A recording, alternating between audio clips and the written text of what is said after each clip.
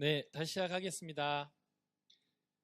아, 로마서 전체의 구조 살펴보고요. 그 구조에 맞춰서 메시지를 쭉 따라가 보도록 하겠습니다.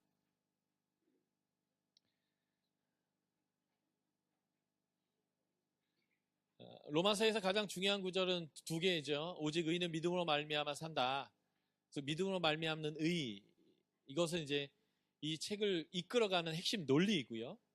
이 논리를 가지고 이 책에서 주고자 하는 핵심 메시지는 그러므로 싸울 자격도 없고 싸울 필요도 없으니 우리가 한마음 한뜻 되어서 하나님께 영광 돌리는 일에 하나 되자.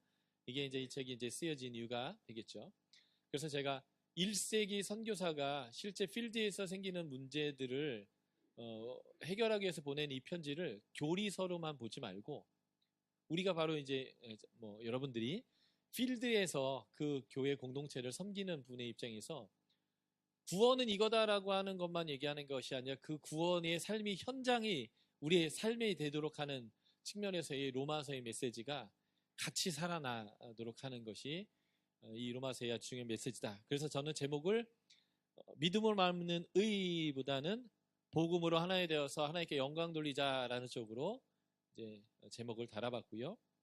로마서는 11장까지를 전반부, 후반부, 12장부터 이렇게 나눌 수 있는데 전반부는 그 하나님의 의가 무엇이며 그 하나님의 의가 나타나서 우리에게 어떠한 결과를 주었는가 라는 부분들을 이제 설명하고 있고요. 12장부터는 그 하나님의 의가 나타났을 때에 우리에게 주어지는 은혜에 합당한 삶이 무엇인지를 삶의 부분을 다루는 내용이죠. 그 삶의 부분을 사랑으로 행함으로 화목하라.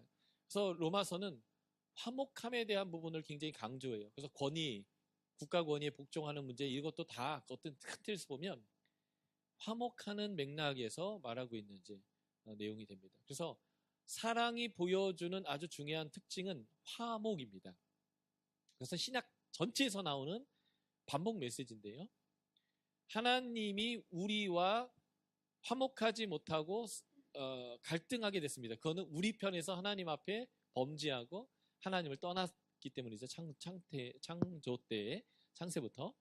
그때에 하나님이 우리를 향한 사랑을 예수 그리스도를 우리에게 보내심을 통해서 확증하셨을 때 그 하나님의 사랑이 우리에게 나타났을 때의 결과가 뭐냐면 하나님과 우리가 화목했다는 거죠. 그게 1장부터 11장까지의 메시지의 아주 중요한 메시지입니다. 그 화목을 선물이라는 단어로 표현했고 은혜라는 단어로 표현했죠. 그럴 때 그 하나님의 선물과 은혜로 하나님과 우리가 화목된 자로서 합당한 우리의 삶의 양태가 무엇인지 12장부터 16장까지의 표현은 결국 화목이에요. 근데 사랑함으로 화목하는 것. 그러니까 우리가 이미 얘기하고 있는 하나님 사랑과 이웃 사랑, 이 율법의 대강령이고 이것을 우리가 십자가로 표현하는데 그 모습 그대로가 이 로마서에서도 표현되고 있다라고 보시면 되겠습니다. 그래서 이론적인 복음 자체를 설명하는 1장부터 11장은 크게 네 가지로 크게 구분해서 살펴볼 수 있는데요. 3장 18절까지 있죠. 모두가 죄인이다. 모두가 하나님의 진노 아래 있을 수밖에 없다. 그래서 하나님의 의가 나타날 수밖에 없다라는 것을 설명하는 것이 3장 18절까지입니다. 그래서 하나님의 의가 나타날 수밖에 없는 이유가 뭐냐면 하나님의 진노가 나타났기 때문에 그래요. 하나님의 진노가 나타난 이유는 이방인 너희들도 죄인이고 유대인 너희들도 죄인이기 때문이다. 그래서 로마서 1장을 한번 펴봐 주시겠습니까? 1장 18절부터 본론이거든요. 그 전까지가 서론, 인사말 뭐 이런 건데 본론에 보면 1장 18절에 하나님의 진노가 불의로 진리를 막는 사람들의 모든 경건하지 않음과 불의에 대하여 하늘로부터 나타났다. 진노가 나타났다. 이렇게 표현되어 있죠. 이 나타났다라는 표현이 3장에도 또 등장하게 되는데요. 3장 21절입니다. 이제는 율법 외에 3장 21절이요. 하나님의 한 의가 나타났다. 이 두 개의 나타났다가 아주 중요한 표현이에요. 왜 하나님의 의가 나타나는가? 그 이유가 진노가 나타났기 때문이다. 진노가 나타나는 이유는 죄인이었기 때문이다. 그래서 하나님의 의가 나타났다. 이게 복음이죠. 우리가 악해서 하나님을 대적해서 하나님이 기뻐하지 않는 짓을 골라서 해서 공의의 하나님의 성품에 따라 진노가 나타났을 때에 그 하나님의 성품에 따라 하나님의 의가 나타났다.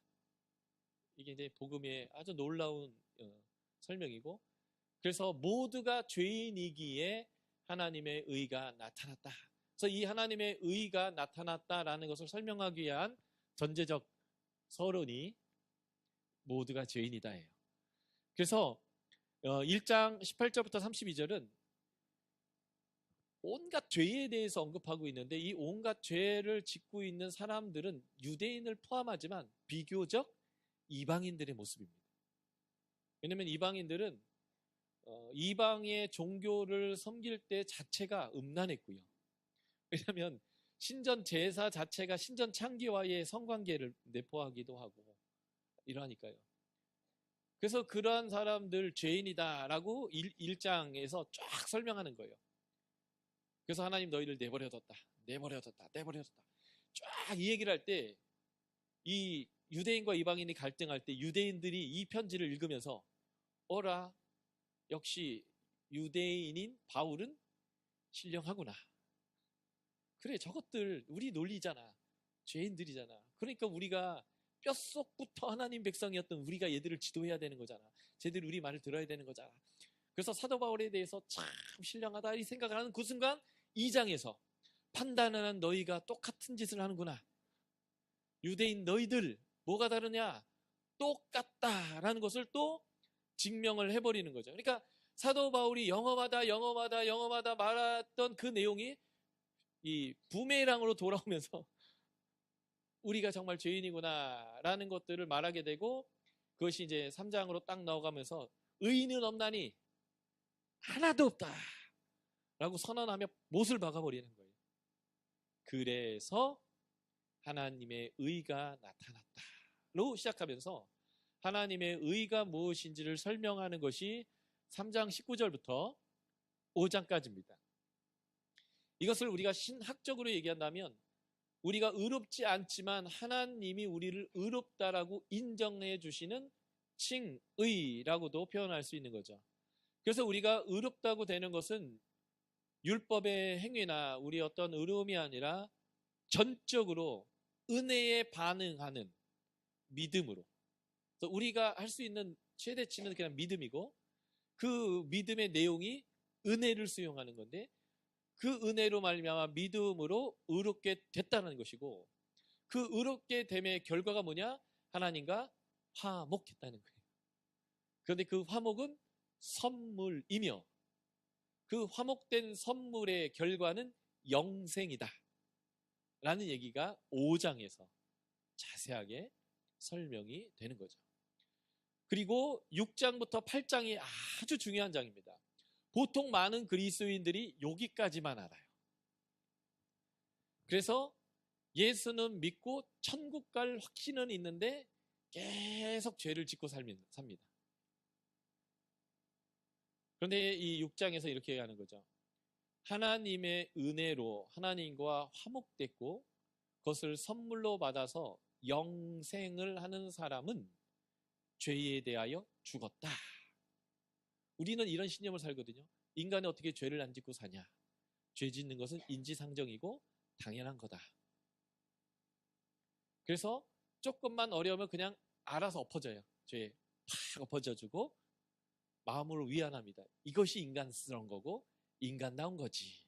그래서 주님이 우리를 위해서 죽은 거 아니야? 하면서 그 자리에 머무는 거예요.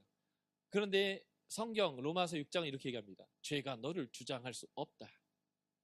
죄에 대하여 죽었다. 죄에게 순종할 필요가 없다라는 거죠. 이 믿음이 이제 정말로 필요한 믿음이고요. 7장으로 딱 넘어가면 6장은 비교적 죄를 더 많이 짓는 이방인들을 향하여서 더 강하게 얘기했다면 7장은 비교적 율법의 의로 무장돼서 스스로 의롭다라고 하고, 그래서 그 율법주의에 목을 매는 이방 유대인들을 향해서 얘기합니다. 똑같은 표현이에요. 죽었다. 죄에 대하여서 죽었다면 율법에 대해서도 죽은 거다라는 거예요. 율법에 더 이상 목숨 걸지 말라라는 거죠. 그래서 어떤 의미에서 보면 죄에 대해서 죽은 것, 이방인에 대해서 포커스를 뒀다면 율법에서 죽었다. 유대인한테 더 포커스를 둔 메시지예요. 양쪽 다이긴 하지만. 그러면서 그게 사람이 할 짓이냐? 그게 사람이 할 수 있는 일이냐? 그래서 율법 외에 또 다른 의로운 법이, 더 상위법이 나왔다. 그것이 성령의 법이고 생명의 법이고, 그래서 이것으로 우리는 율법에 대해서도 죽을 수 있고 죄에 대해서도 죽을 수 있다. 그래서 성령이 당신을 아들이라고 인정하고 상속자로 인정하고, 그러므로 상속자인 너희는 상속자인 예수가 큰형님 되는 거고, 그 큰형님 따라 사는 삶을 살아야 하는데 그게 고난도 받아야 한다. 라고까지 이제 나아가는 게 8장까지입니다. 이것을 성화 또는 영화라고도 표현할 수 있는 거죠. 그런데 한 가지 아직까지 이들에게 설명이 필요한 게 있어요. 유대인들 말대로 그래 니까지 것들이 1500년 동안 그래 뼈다구 자체가 하나님 백성이어서 그렇게 불순종하고 살았냐 하는 이 논리 말이죠. 스데반이 돌 맞아 죽을 때 한 설교가 있습니다. 사도행전 7장이죠. 그때 사도반이 두 가지로 그 고발을 당했어요. 하나는 율법을 거스려 말한다. 두 번째, 성전을 폐기됐다고 말한다. 성전을 거스려 말한다. 이 예수님이 말씀하셨던 그대로를 말하고 있는 건데, 그때 스데반이 이 설교를 하면서 창세기 12장부터 구약 전체를 관통하면서 이렇게 대답합니다. 니들이 출애굽 때부터 지금 니네 나라가 망해서 포로로 끌려가는 그때까지 쭉 신실하게 너희가 율법을 어겼다. 그래서 하나님은 그 성전에 계시는 게 아니라 예수 그리스도가 성전으로 왔다. 하나님은 성전에 계시지 않아 라고 얘기합니다. 이사야서 66장 1절을 인용하는 거죠. 하늘이 내 보좌고 땅이 내 말을 노는 단인데 무슨 성전이 필요하냐. 하나님은 성전에 거하지 않는다. 그 얘기는 솔로몬이 성전을 짓고 봉헌할 때도 똑같이 했거든요. 예수님도 맹세하지 말라 얘기할 때 하늘로도 맹세하지 마라 하나님의 보좌다. 땅으로도 맹세하지 마라 하나님의 발을 놓는 데다. 예루살렘 성으로도 얘기하지 마라 왕이 도성이다 라고 하면서 구약적 성전 신학의 핵심인 하나님은 성전에 계시지 않다 얘기를 하셨거든요. 그래서 유대인들이 진짜 니들이 뼛속같이 하나님 백성인데 그렇게 율법을 어겨서 심지어는 메시아가 왔는데 못 알아보고 때려 죽인 너희들이야. 그렇다면 이방인들이 그 얘기를 하면서 너희는 버려졌고 우리가 선택된 거 아니냐 라고 하는 이 얘기가 정말 팩트인가 아닌가에 대한 논증을 해야 할 필요가 생겼는데, 그거에 대한 논증이 9장부터 11장입니다. 하나님은 유대인 버리지 않았다는 거예요.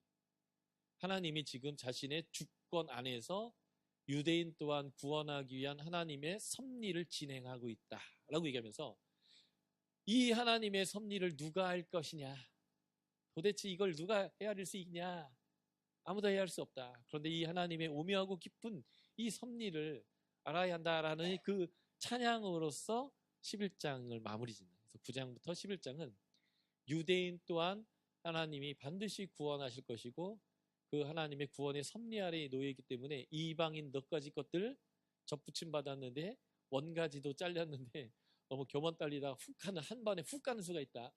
너희도 조심해라 라고 하면서 요 전반부에서는 유대인들의 교만, 우리는 뼛속까지 하나님 백성이야 라는 것을 완전히 사도 바울이 밟아버렸거든요.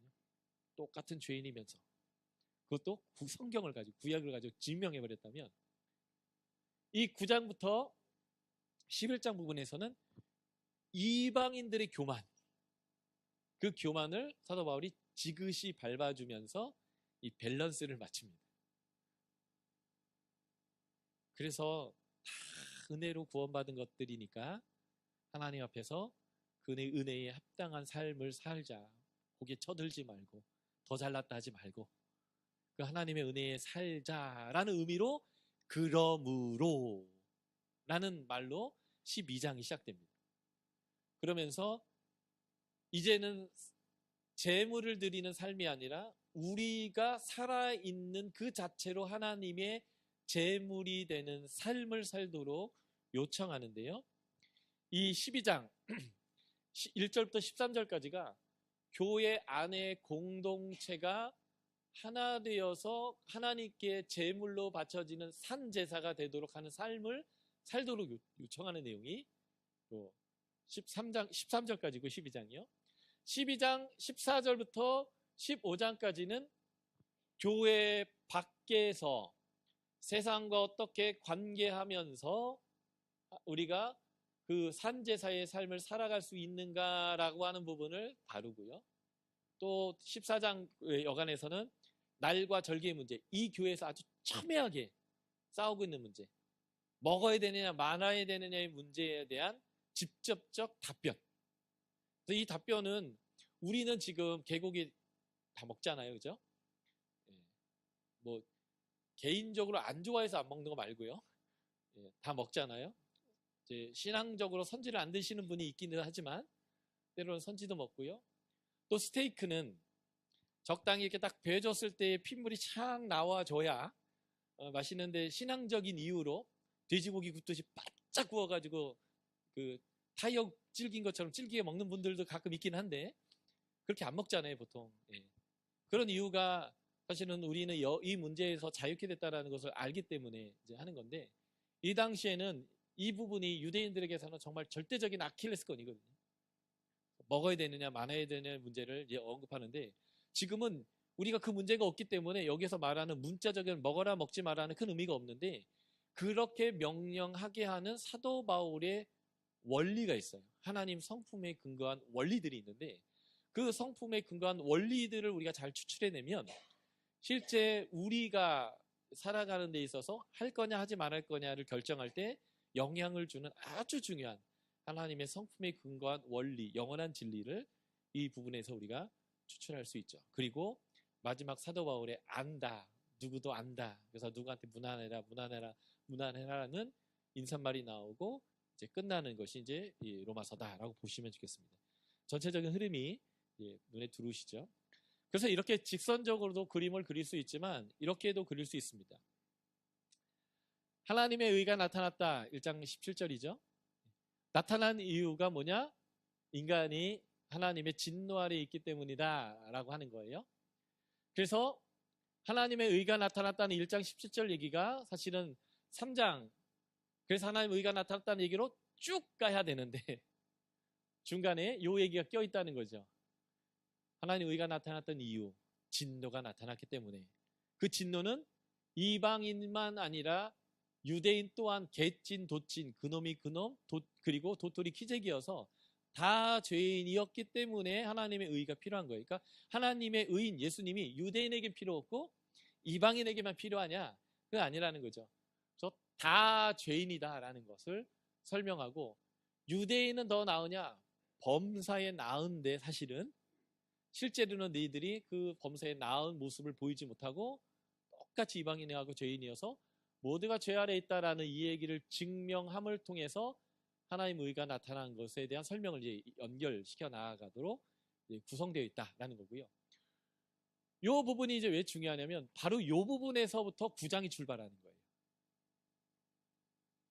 유대인들이 범사에 원래 나아야 되는데 낳지 못해서 똑같다면 니들은 버려진 거냐 할 때, 그러나 그렇지 않다라는 것을 여기서부터 9장이 출발하는 거예요. 그래서 이 두 얘기가 굉장히 중요한 겁니다. 이 얘기로 시작해서 하나님의 의를 설명하고, 이 얘기를 시작해서 유대인들이 그래도 하나님이 여전히 그들을 사랑하고 구원하고 유대인들이 버려지지 않았다라는 것을 설명하는 두 개의 중요한 이야기가 되는 거고요. 그래서 하나님의 의가 나타났는데 그 의가 나타나는 것을 설명할 때 아브라함의 예를 들어서, 아브라함이 할례를 받았을 때, 다시 말해서 유대인으로서 믿음이 의롭게 됐느냐 아니면 할례 받기 전에 믿음으로 의롭게 됐느냐, 할례시냐 무할례시냐 이렇게 질문했죠. 근데 사도 바울은 17장에 할례를 받았거든요. 15장에 아브라함이 하나님을 믿으니 의로 여겼다 이렇게 얘기했어요. 그러니까 아브라함은 할례 받기 전에 유다인의 조상이 되기 전부터 믿음으로 의롭게 됐다는 거예요. 아브라함이 하나님께 부름을 받은 게 아브라함은 2066년에 태어난 사람이거든요. BC 창세기 연대에 의하면 75세에 부름을 받았어요. 그래서 BC 1991년인가 5년에 75세에 부름을 받은 사람이거든요. 그리고 그 다음에 한 25년 지난 다음에 하나님 믿으니 의로 여겼다라는 얘기를 들었던 사람이에요. 그러니까 지금 1900년대 초에 믿으니 의로 여겼다라고 하는데 이거로부터 500년이 지난 1400년이 돼야 율법이 이스라엘 백성에게 주어집니다. 그러니까 율법이 주어지기 500년 전부터 하나님은 믿으니 의로 여겼다라고 얘기한다는 거예요. 자, 보십시오. 출애굽기 19장에서 이스라엘 백성이 율법을 가지고 하나님과 언약을 했습니다. 그러면 이들이 하나님이 백성이 되는 순간이 이 언약 체결 다음일까요? 이전일까요? 하나님은 이스라엘 백성에게 묻지도 따지지도 않고 자신의 때에 자신의 능력으로 자신의 방법에 따라 하나님이 이스라엘 백성을 출애굽시켰습니다. 이게 구원이잖아요. 그 구원받은 백성이 내가 하나님의 구원받은 백성답게 살겠습니다라고 하나님과 계약을 맺은 순간이 이 순간입니다. 그러니까 이 언약 율법은 당신이 우리를 애굽에서 꺼내는 거 보니까 정말 세대요. 당신이 홍해를 건너는 걸 보니까 정말 세대요. 당신이 그 200만 명을 그 먹을 거를 하나도 구할 수 없는 곳에서 먹이시고 마시게 하시고 구름 덮개로 보살펴 주시고 아말렉이 쳐들어왔을 때 모세가 손만 들어도 이기게 하시더군요. 내가 하나님을 경험했습니다. 요 정도 됐을 때 하나님이 그러면 너 내 백성 할래? 내 법도는 이러한데. 그럼요. 당신 이런 하나님인데 내가 당연히 해야죠.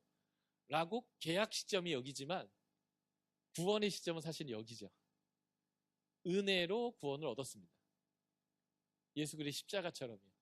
우리가 뭐 예수님 오라고 한 적이 있습니까? 가라고 한 적이 있습니까? 살라고 한 적이 있습니까? 부활하라고 한 적이 있습니까? 승천하라고 한 적이 있습니까? 그냥 하나님이 하나님의 때에 하나님의 방법으로 하나님의 능력으로 구원의 일을 다 하셨잖아요. 그러니까 이 출애굽이 바로 십자가의 은혜, 예수의 부활과 승천, 성령을 주신 은혜, 그거 똑같은 거죠. 그리고 그 은혜를 수용하는 것, 그 은혜를 수용할 때 이 은혜를 나에게 주시는 이 하나님이 누구이냐를 하나님 편에서 이미 증명을 하셔가지고 내가 경험해서 이분하고 가면 남는 장사가 있구나. 이건 무조건 남는 거다. 손해볼 일이 절대 없다. 라는 것을 하나님 편에서 다 증명해 주시고 자, 이 정도 됐으니까 언약할까? 할 때 하는 게 이 언약이라는 거죠. 그러니까 사실은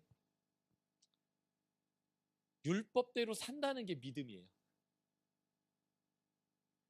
예수님을 나의 구주로 영접합니다 라는 말은 예수님이 주인이 돼서 예수님이 좋아하는 거 내가 좋아하고 예수님이 싫어하는 거 내가 싫어하고 예수님이 옳다 하는 것이 나의 옳음이고 예수님이 그르다는 게 내 그름이고 예수님의 관계 법칙이 내 관계 법칙이고 예수님의 돈 쓰는 방법이 내가 돈 쓰는 방법이고 그것을 수용하는 게 예수님을 믿습니다. 예수님을 주인 삼습니다. 그거나 하나님이 내 법도는 이러하다 설명하니까 네 그렇게 하겠습니다. 근데요 좀 무섭거든요. 나머지 모세하고 얘기해 주세요. 예 수용한 다음에 세부 규칙은 이제 모세를 통해서 주신 거나 똑같은 거예요. 우리가 예수를 주인 삼는 거나 그러니까 예수를 주인 삼는 게 믿음이라면 언약을 해서 율법대로 살겠습니다라고 하는 것도 사실은 행위가 아니라 믿음이에요. 이해가 되시죠? 수용하는 거예요. 근데 그 수용이 전제가 뭐냐면 이미 하나님이 구원하시고 이미 하나님이 자신을 증명해 주시고 이 하나님이면 되겠다. 아무리 이 계산이 빠르고 자기 중심적인 사람일지라도 이건 무조건 남는 장사기 때문에 이건 무조건 해야 되는 계약이다라는 것을 하나님 편에서 확증한 다음에 계약할래? 라고 얘기하셨다는 거예요. 그것을 남는 장사인데 마치 손해보지는 않겠네 뭐 이런 마음으로 예, 그 뭐 밑자의 본전이겠죠 이러면서 이제 계약하는 게 어떤 면에서는 믿음이라는 거예요. 그러니까 사실은 원래 율법도 믿음이고 그 율법을 하나님과 함께 계약을 맺은 이 백성의 조상 때부터도 구원은 믿음으로 됐다. 이제 이 얘기를 이제 하는 거죠.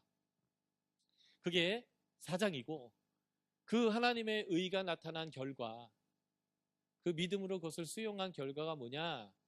화목됨이다. 이건 선물이다. 근데 이 선물의 화목됨은 뭐냐? 영생이라는 거예요.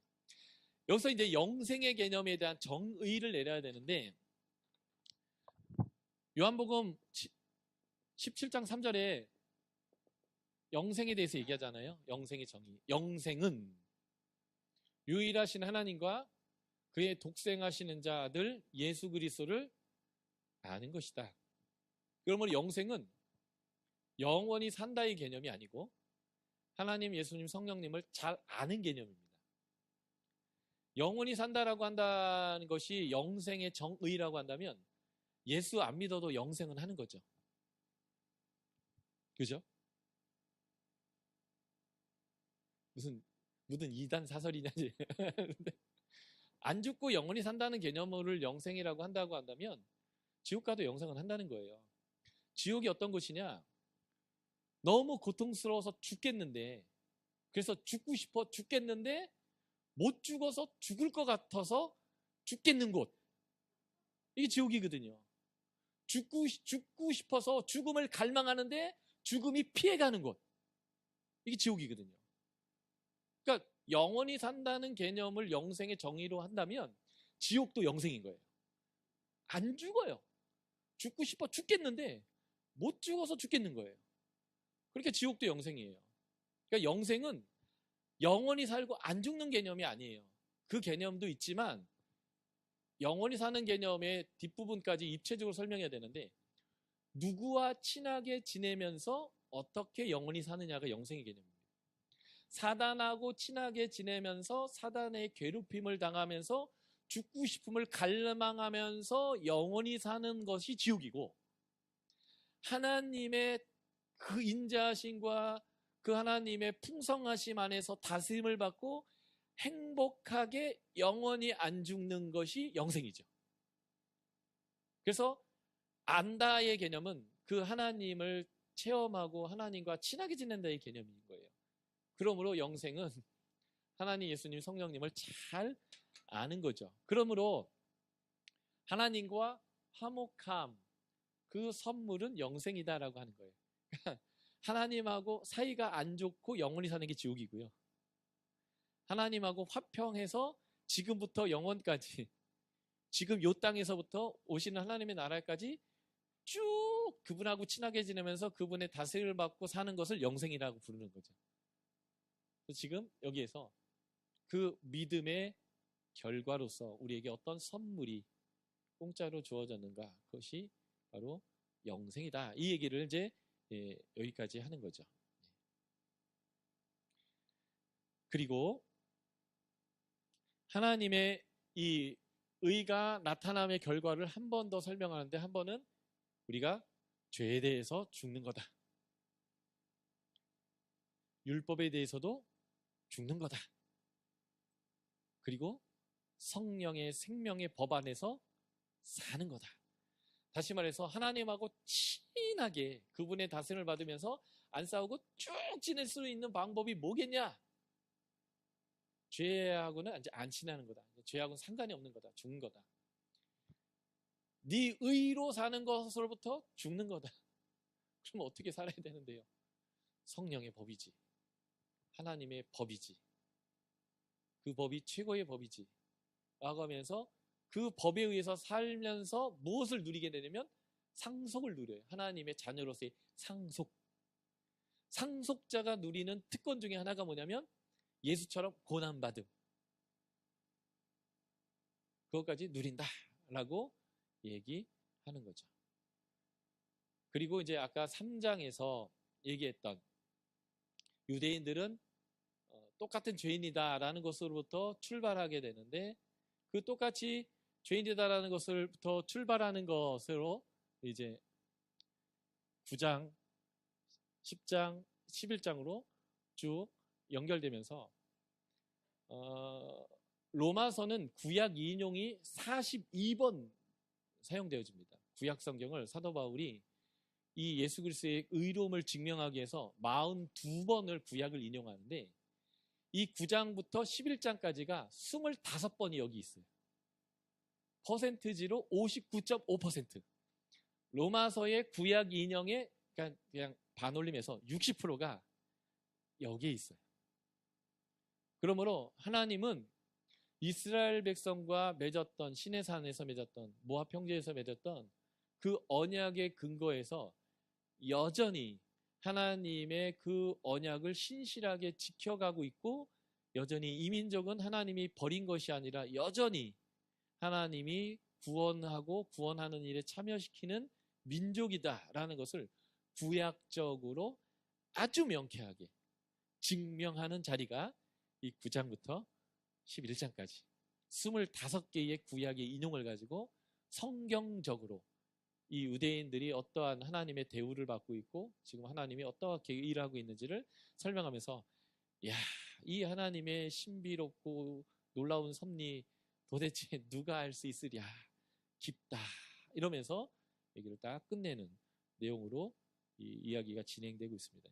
그래서 이 로마서의 논리가 어떻게 흘러가고 있는지, 단순히 일자가 아니라 이렇게 이야기 흐름군이 있다라는 것을 제가 이 도표로 그린 거거든요. 그래서 여러분들에게 드린 PPT가 너무 작죠. 그래서 제가 이것을 좀 크게 그린 것도 파일로 좀 드리겠습니다. 나중에 로마서를 보실 때 요걸 따라서 이 로마서의 논리의 흐름이 어떻게 흘러가고 있는지를 잘 따라가야 로마서가 쉽습니다.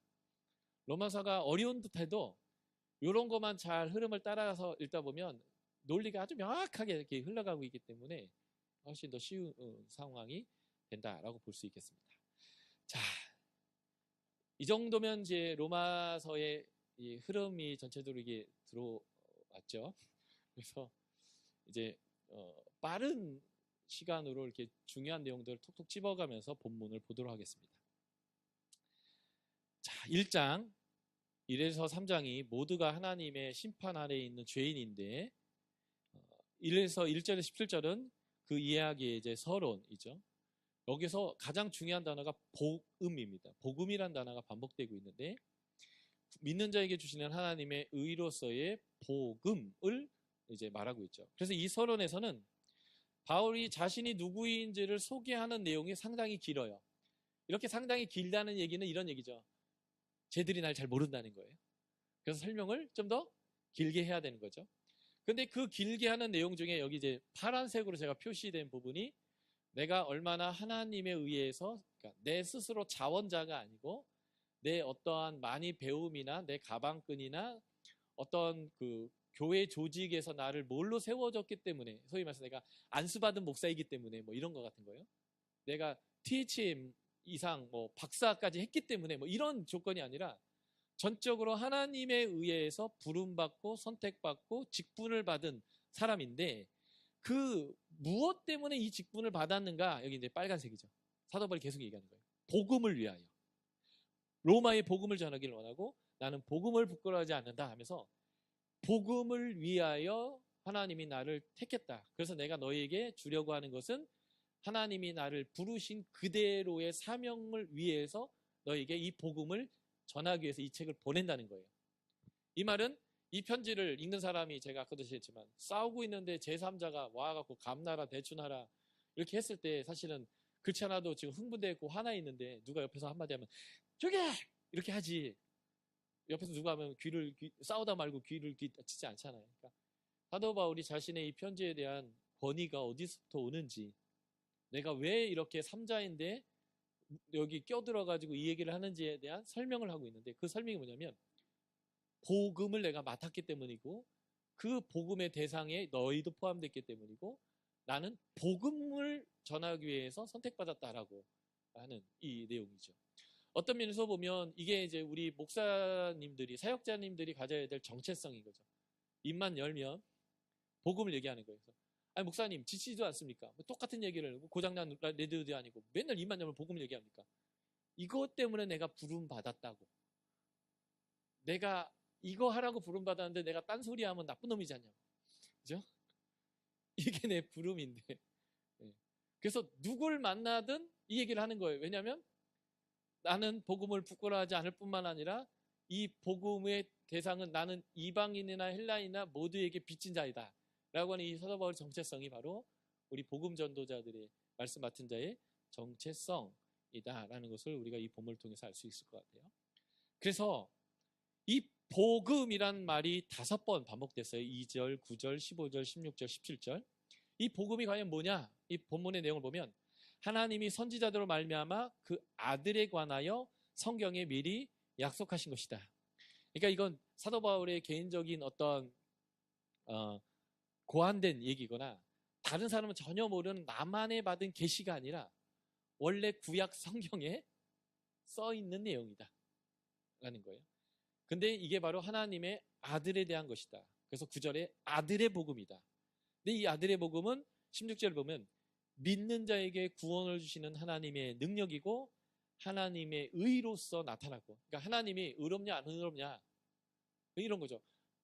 진짜 까다롭신 하나님. 우리 좀 잘못할 수도 있지. 나라를 통째로 망하게 하고 지금 집 다 흩어져고 개구생하게 하고, 그래도 우리가 돈이 없지 가오가 없나, 그래도 하나님 백성이라고 일컬어지는데 지금 우리가 이 모양새가 이러는 거 진짜 하나님한테 아니잖아요 하면서 막 하나님께 투덜대는 거예요. 하나님 의롭지 않다고, 하나님 백성들이.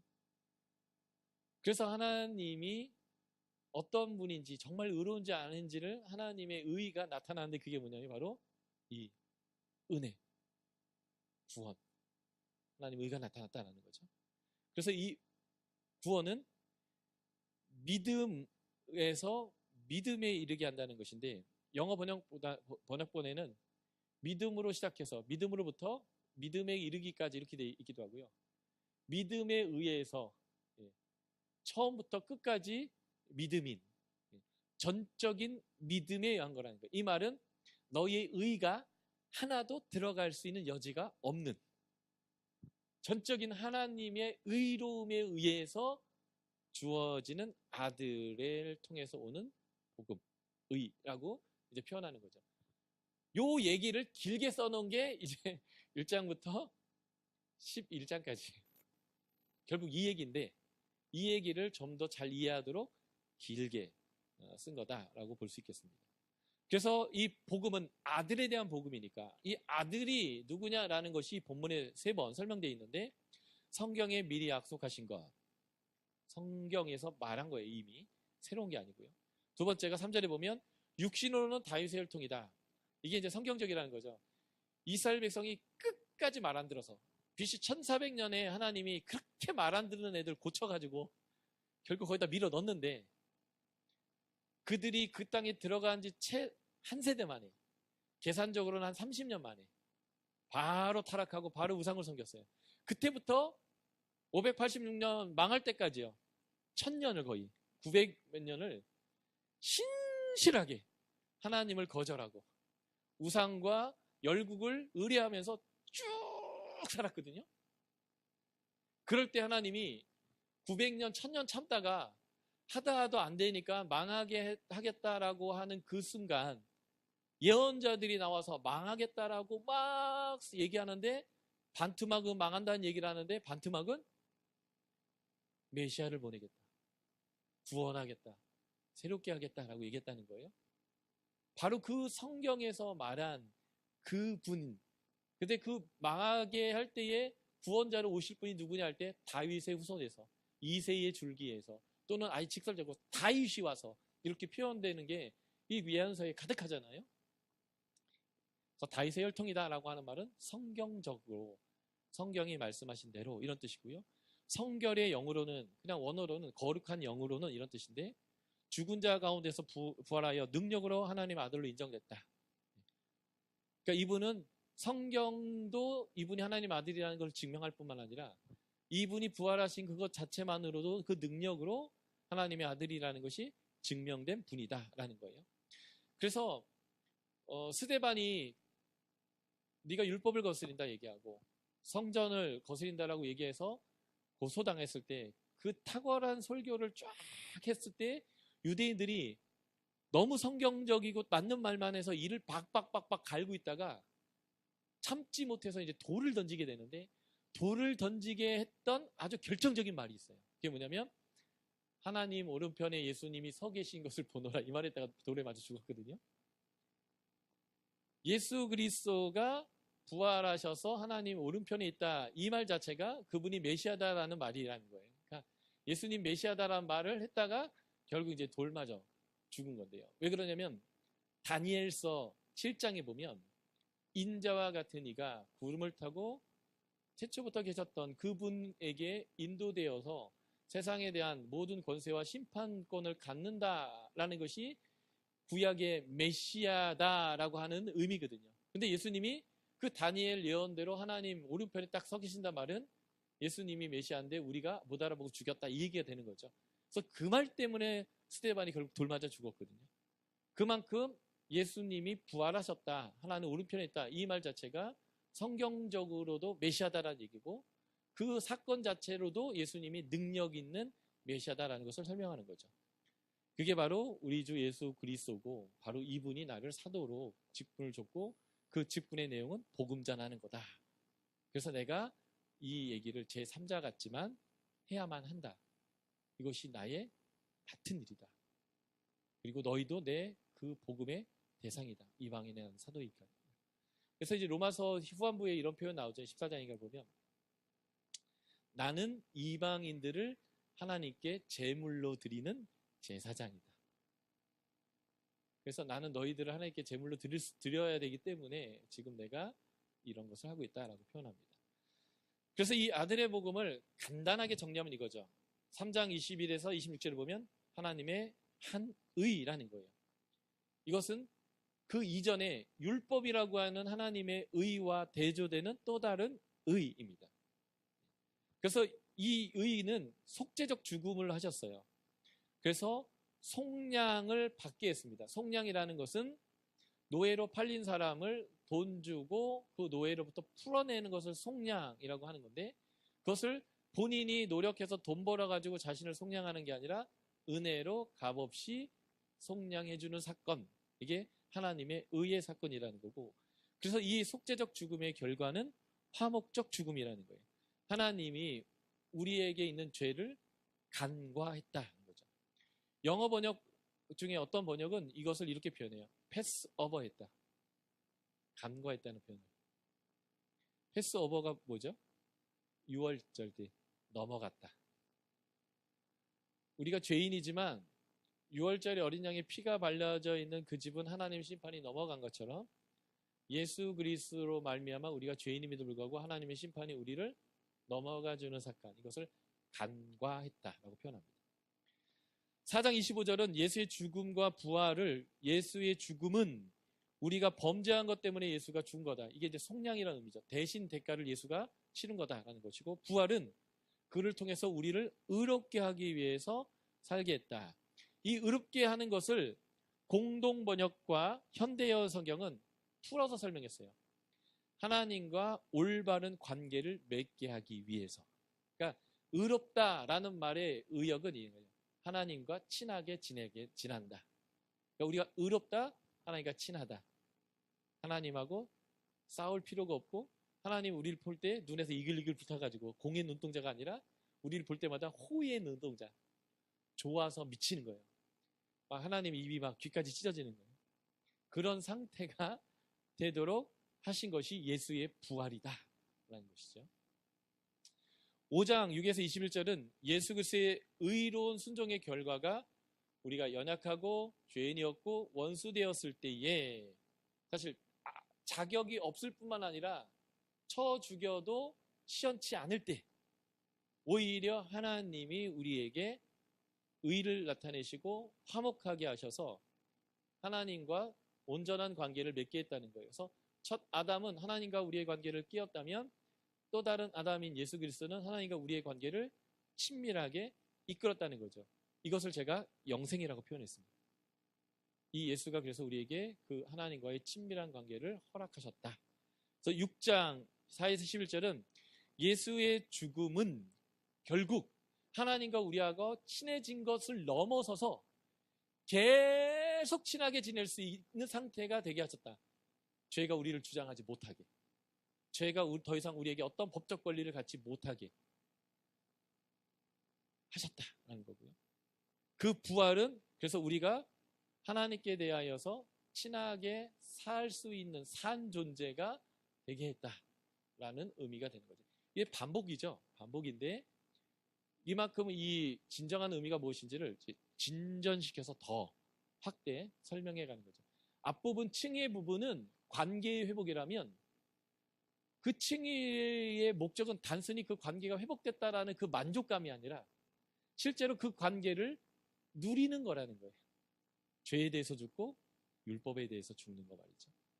그래서 7장은 죽음은, 예수 그리스도의 죽음은 우리가 율법에서 죽고 율법에 매이지 않는 거예요. 죄에 대해서 매이지도 않지만 율법에 대해서도 매이지 않도록 죽으신 것이고, 그가 부활하신 것은 우리가 하나님에게 가서 열매 맺는 삶을 살게 하기 위한 거다라는 거예요. 그러니까 율법, 유대인들 입장에서 이런 거죠. 야, 율법이 없어진다면 우리가 어떻게 살아? 옳고 그름이 뭐야? 도대체 하나님이 우리를 인정할 수 있겠어? 근데 아니요. 그 율법에 대해서 죽는 것이 오히려 하나님을 향하여서 열매 맺는 삶으로 가는 길이라는 거예요. 신기하죠? 그것은 우리가 많이 체험합니다. 교회에서 문제를 일으키는 사람들은 누구일까요? 성경 많이 알고 종교적으로 열심히 있는 사람. 심지어는 약간 종교 중독성 있는 사람이 있어요. 어떻게 모임에 한 번도 안 빠지는지. 어떤 목사님이 가끔 이렇게 얘기하거든요. 좀 빠져주세요. 목사도 부담스러워요. 그래야 나도 새벽기도 한 번 안 나가지. 이렇게까지 약간 종교 중독적 성격이 있어서 절대 모임에 안 빠지는 이런 분들이 있거든요. 그런 분들이 꼭 문제를 일으켜요. 왜냐하면 의로우니까요. 자기 행위가 의로우니까요. 그거 아무 가치 없는 거거든요. 그 한 번도 안 빠지는 게 다 중요한 게 아니라 한 번을 와서라도 그 하나님과의 깊은 관계와 하나님과의 깊은 교제를 갖는 게 중요한데 한 번도 안 빠지고 그걸 다 갖는다면 이게 최고지만 그 본질이 아니라 한 번도 안 빠지는데 목숨 거는 분들이 있거든요. 그런 분들이 그 한 번도 안 빠지는 것이 자랑스러워서 다른 사람을 늘 정죄하거든요. 장로식이나 데서 어떻게 안 와? 뭐 이런 식의. 하나님의 자녀가 하나님 사랑해서 와야지 장로식이나 돼서 와야 되는 건 아니거든요. 그렇죠? 일종의 그런 거예요. 그러니까 이러한, 그래서 오히려 예수 그리스도 안에서 예수가 죽고 부활하시는 결과는 그 행위의 의로움이 다 죽어버리는 거예요. 거기에 가치를 두지 않죠. 오히려 그러니까 하나님 앞에서 열매를 맺기 시작하는 거예요. 우리가 하나님을 위하여 열매를 맺게 하기 위해서 예수 그리스도가 부활하셨다. 그리고 10장 4절은 그리스도를 믿는 자에게 의를 이루기 위하여서 율법의 마침이 되었다라고 표현합니다. 예수님은 율법을 완성하러 오셨다, 폐하러 온 분이 아니다. 그래서 일획 1점이라도 가르치지 않는 자는 천국에서 작다일 것이다 라고 예수님이 얘기하셨거든요. 예수님은 폐하는 게 아니고 하나도 가르쳐지면 안 된다, 안 가르쳐지면 안 된다 했고 율법을 완성하러 왔다고 했는데 이 바울은 마쳤다. 그리고 에베소서에는 폐했다라고 표현하거든요. 이 부분을 우리가 이제 이해하는 것이 굉장히 중요한 거죠. 이것을 이해하는 데에서의 골자는 이겁니다. 완성했다, 폐했다라는 말의 의미를 이해하는 거예요. 유대인들을 랍비는 성경의 해석자입니다. 그래서 마태복음 5장에서 예수님은 완전한 성경 해석자로 오셨다라고 본인을 표현하고 있는데 이 성경을 해석할 때에 율법은 하라, 하지 말라라고 되어 있는데 이 하지 말라고 할 때 이 하지 말라는 게 애매할 때가 있어요. 하라고 할 때도 애매할 때가 있습니다. 안식일을 거룩히 지켜라. 이렇게만 얘기해요. 거룩히 지키는 게 무언가? 안식일을 지키는 게 뭔가? 라는 것에 대한 디테일한 게 없어요. 그 디테일한 것을 해석해서 가르쳐 주는 게 서기관입니다. 그래서 이렇게 얘기하는 거죠. 안식일 날 일하는 것은 안식일을 거룩하게 지키지 않는 거다. 이렇게 해주는 거예요. 그러면 이제 질문하는 거죠. 질문이 있습니다. 뭐가 일입니까? 밥 먹는 것도 때로는 일인데 밥도 먹지 말아야 합니까? 안식일 날 여행은 일입니까? 아닙니까? 일이다. 그러면 우리 집에서 회당까지 거리가 좀 되는데 안식일 날 회당 가는 건 일입니까? 아닙니까? 이게 되게 묻는 거예요. 그러면 이제 이 랍비들은 안식일 날 회당을 와야 되고, 그러니까 회당까지 오는 거리가 1km다면 1km까지는 일이 아니다. 여행 아니다. 근데 1km가 넘어가면 일이다. 이런 식으로 해석을 해줘요. 이렇게 해석을 해줬을 때에 이 해석이 하나님이 이 율법을 주신 의도와 그 목적에 부합한 해석을 했을 때 이렇게 표현합니다. 율법을 완성했다. 그런데 그 의미를 깨버리면 율법을 폐했다 이렇게 표현합니다. 예를 들면 이런 거예요. 신명기 24장에서는 남편이 여자를 데려와서 아내로 삼았는데 이 여자에게서 남편의 수치되는 일이 발견되면 이혼 증서를 써서 내보내라 이렇게 율법이 돼 있어요. 사람들이 질문하는 거죠. 남편에게 수치되는 일이 뭡니까? 그런데 이제 어떤 사람은 이렇게 해석해 주는 거예요. 신약 시대 때, 예수님 시대 때의 그 힐레락파, 바리새의 힐레락파의 힐레의 사람들은 이렇게 해석했습니다. 아내가 해준 음식이 짤 때, 길을 가다 아내보다 예쁜 여자를 봤을 때, 이런 거예요. 이 말은 무슨 의미냐면 버리고 싶을 때는 아무 때나 버려라 이 말과 똑같은 거거든요. 안 짜게 해도 아우 이렇게 짜, 너 나가 이 정도 쓰고 내보낼 수 있는 거죠. 예쁘고 안 예쁘고는 정말 주관적인 거잖아요. 그래서 내가 더 예쁜 여자를 아내로 삼고 싶으면 내보내는 거예요. 이런 것을 뭐라고 하냐면 율법을 폐했다 이렇게 표현합니다.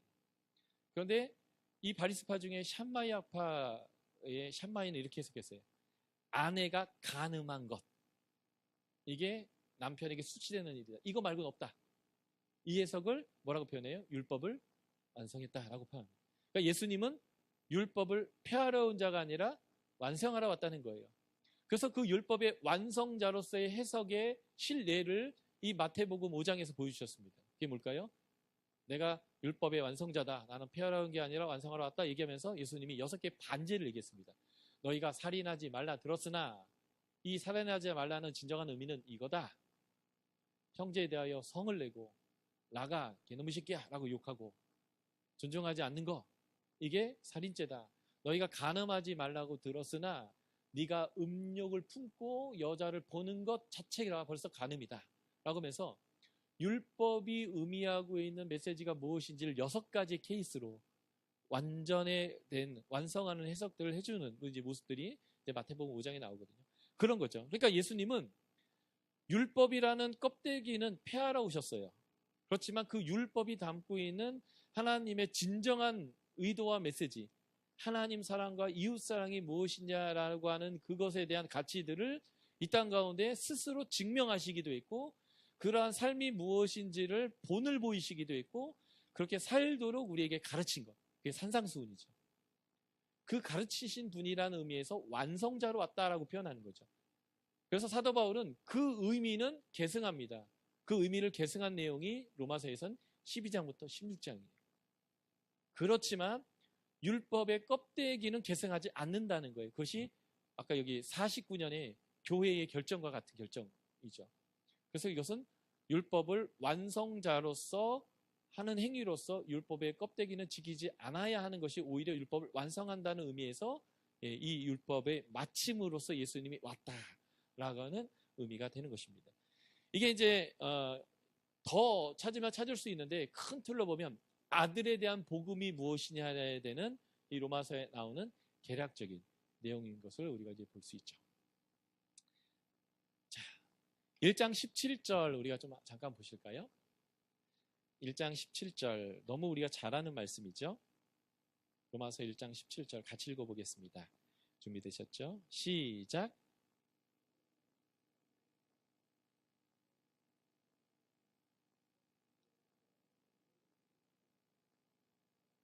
아멘.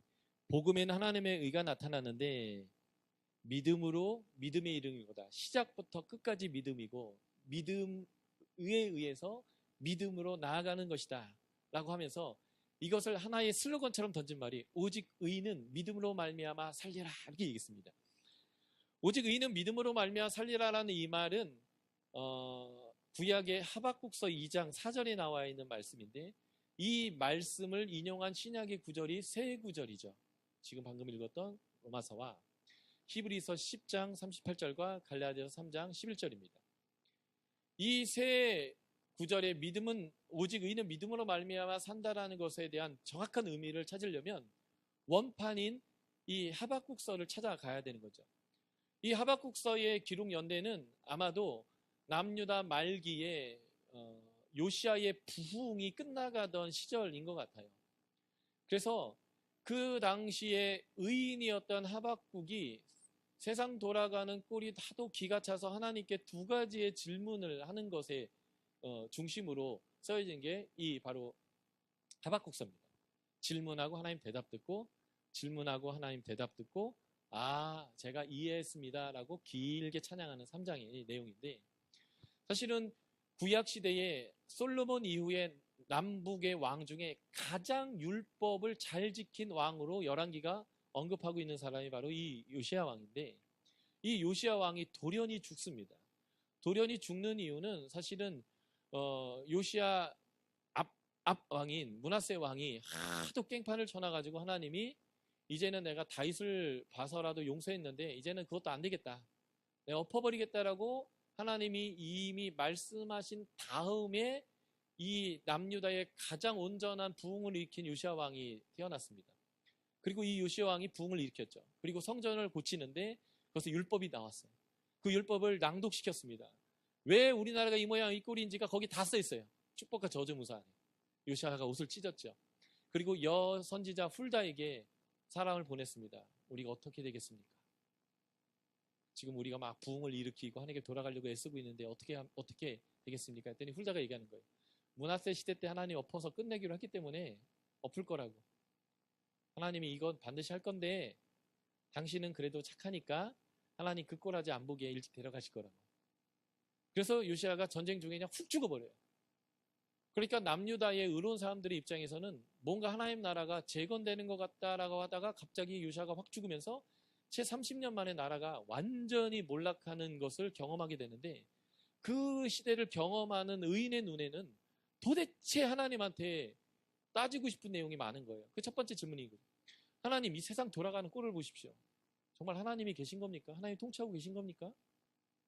이거 말이 됩니까? 라고 질문하는 거예요. 그럴 때는 하나님 얘기하는 거죠. 내가 그래서 갈대아 사람 불렀다. 그래서 내가 너희들 심판할 거다. 내가 잠자고 있는 거 아니야. 심판할 거야. 라고 얘기했습니다. 그랬더니 얘기하는 거예요. 1장 12절. 아하, 그렇군요. 알았습니다. 라고 얘기해요. 그런데 알았다는 표현을 이렇게 합니다. 우리가 사망에 이르지 아니하리다. 주께서 심판하고 경계하기 위해서 그들을 세우셨습니다. 하나님이 이 심판하시는 것은 우리를 경계하고 새롭게 하기 위한 것이고 우리가 완전히 죽지는 않을 겁니다. 라고 고백해요. 하나님의 말씀을 깨달았다는 거예요. 그렇게 고백해놓고도 아직 희한하지 않아요. 아니 그래도 그렇지 할례받지 못한 저 개만도 못한 것들 우리보다 더 의롭지 못한 것들에 의해서 하나님의 백성이 심판받는 건 그것도 웃음꼴 아닙니까? 라고 또 질문해요. 그럴 땐 하나님이 얘기하는 거죠. 그래서 내가 그들도 심판할 거다 하면서 화선포 5번을 연장으로 하나님이 날리십니다. 바벨론 그 완전히 박살낼 거라고요. 그 환선포를 하시는 그 내용 중간에 이런 말이 있어요. 물이 바다 덮는 것이 당연한 것처럼 여호와의 영광을 인정하는 것이 세상에 가득하는 일이 바로 이 하나님의 심판을 통해서 이루어질 거라는 거예요. 그래서 지금 내 눈에는 하나님의 백성이 망하고 있고 내 눈에는 하나님의 공의가 안 드러나는 것 같고 내 눈에는 도대체 공의가 시행되는 것 같지 않는다 할지라도 하나님이 지금 세상을 주권적으로 이끌어가고 계시고 결국 그 하나님의 주권에 의해서 이 악인들도 망할 거고 우리도 망하지만 결국 그 모두가 하나님을 알고 하나님의 백성이 되고 하나님의 통치 안에 들어가는 주의 일을 하나님이 하실 거군요 라는 것을 이 사람이 깨달았어요. 그 깨닫는 것을 뭐라고 표현했냐면 오직 의인은 믿음으로 말미암아 산다라고 표현했습니다. 이 말은 이런 말이에요.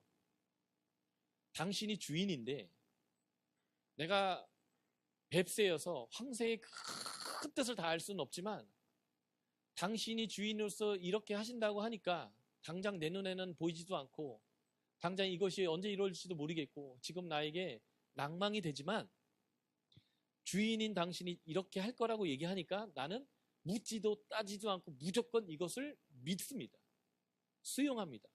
그래서 지금 외양간에 송아지가 없고 포도나무에 포도가 없고 무화과가 없어도 나는 낭망하는 게 아니라 즐거워합니다.